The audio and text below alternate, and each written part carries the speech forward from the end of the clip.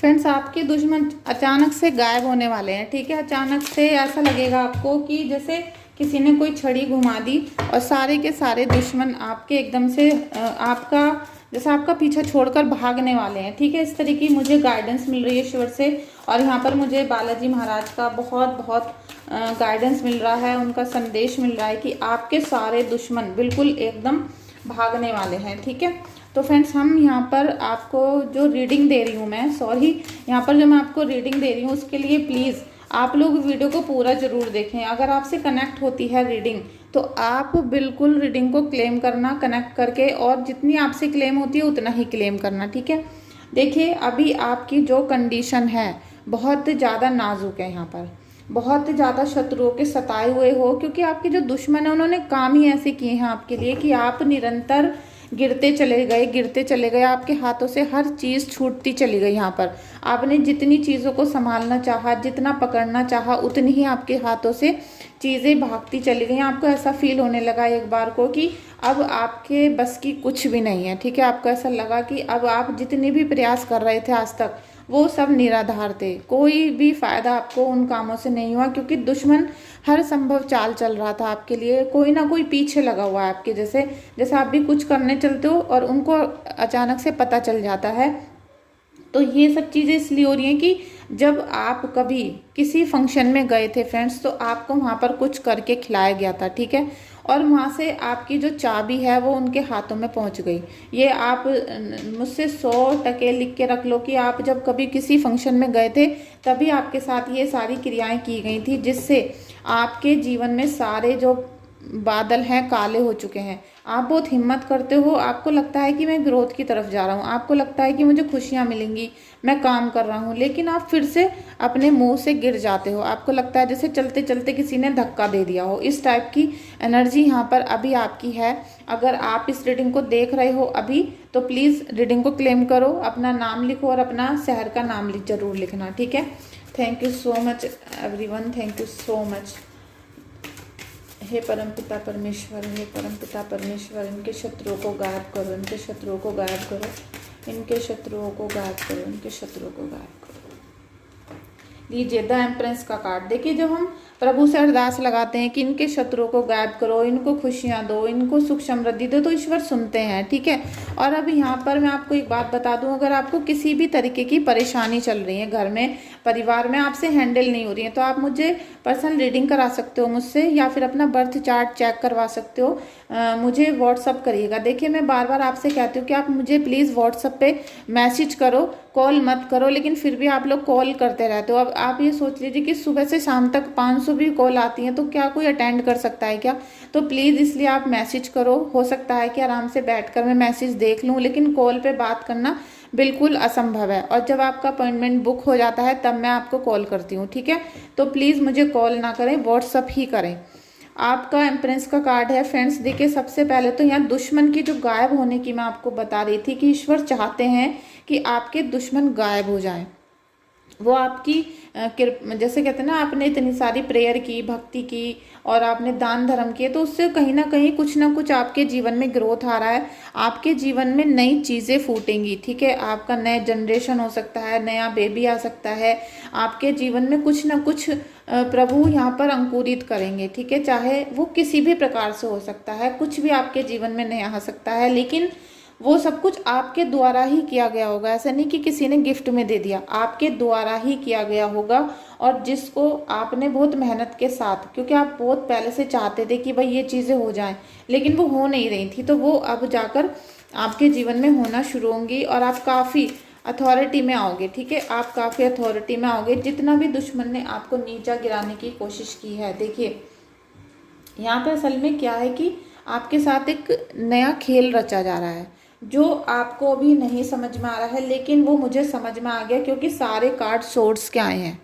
अभी आप देख रहे हो कि 1 2 3 तीनों कार्ड सोर्ट्स के हैं, तो ये दुख, तकलीफ, निराशा और परेशानियों को बताता है। लीजिए दूसरा कार्ड भी, जो 5th कार्ड है, सोर्ट्स का है, और नेक्स्ट कार्ड है पेंटिकल्स का। इसको भी अभी हम देखेंगे। थोड़ा सा मैं इसको पास कर देती हूँ।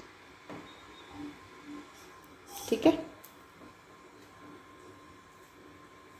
फ्रेंड्स, इससे पहले की वीडियो अगर आपने नहीं देखी है तो प्लीज़ जाकर देख लो। अगर आपको कोई निगेटिविटी वाली चीज़ें होंगी तो वो खुद रिलीज़ होना शुरू हो जाएंगी, ठीक है। और फिर भी अगर कोई परेशानी है तो आप मुझे व्हाट्सअप कर सकते हो। फ्रेंड्स देखिए, यहाँ पर जो आपके दुश्मन अचानक से गायब होते हुए नज़र आ रहे हैं मुझे, वो कुछ ऐसा नहीं है कि अचानक होंगे, वो कुछ ना कुछ आपके लिए प्लान कर रहे हैं। और वो प्लान इस तरीके से कर रहे हैं कि आपको कुछ दिनों के लिए छूट दी जाएगी, आपको कुछ दिनों के लिए छूट दी जाएगी, जाओ कर लो। आपको ऐसा फील होना शुरू होगा कि अब हमारे ऊपर कोई नेगेटिव एनर्जी नहीं है, या जो हम उपाय दान धर्म कर रहे थे उससे हमारी सारी चीज़ें ठीक होना शुरू हो गई। क्योंकि यहाँ पर आप देख लो कि आपकी जो बॉडी है, मतलब आपका जो तन मन है, ठीक है, आपका जो मन है वो बहुत प्योर है। आप अपने आप सारी चीज़ों को देख सकते हो, समझ सकते हो, लेकिन पता नहीं किस वजह से आप देखना नहीं चाहते हो।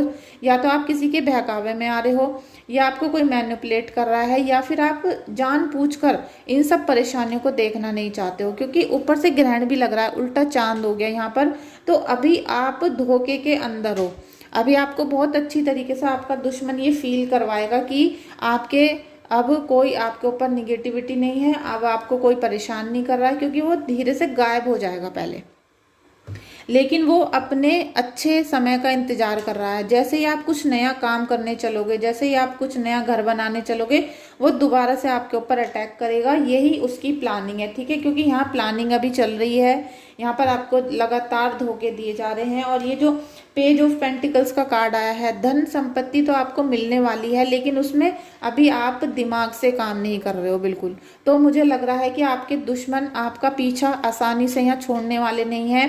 पेज ऑफ सोर्ड्स का भी कार्ड है। तो अभी लड़कपन में हो आप, और आपके उस लड़कपन में, बच्चे बने में, या फिर आपका वो छोटी उम्र का अभी आपको एक्सपीरियंस नहीं है, कुछ भी हो सकता है। यहाँ पर कोई, मुझे लग रहा है कि ये कोई महिला ऐसी हो सकती है जो अभी 35-40 साल की है, जो आपके ऊपर लगातार वॉच कर रही है, जैसे आपको नज़र रख रखी है उसने, और वो आपको जब समय आता है ना तभी धोखा दिलवाती है।